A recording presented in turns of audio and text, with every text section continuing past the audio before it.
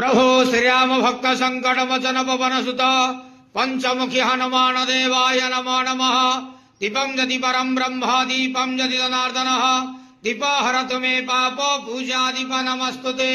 संसार सुखी रखंतु आज शुभ शनिवार रे समस्त श्रद्धालु भक्त मानव को आशीर्वाद करंतु मनस्कामना पूर्ण करंतु कर्म क्षेत्र उन्नति करंतु ग्रह रिष्ट खंडन करंतु जगतर मंगल करंतु विश्वर कल्याण करंतु आपणकर नाम प्रकाश करंतु सेवकर डाक श्रवण करंतु।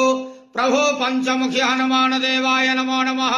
मनोजवारुत तुल्य वेगं जितेन्द्रियं बुद्धिमता वरिष्ठं वातात्मजं वानरतमख्यं श्रीरामदूतं शरणं प्रपद्ये। संसार सुखी रखंतु आनंद गवार हरि बोलो। आज शुभ शनिवार रे समस्त श्रद्धालु भक्त मानव को आशीर्वाद करंतु आनंद गवार हरि बोलो। प्रभो पंचमुखी हनुमान देवाय नमो नमः।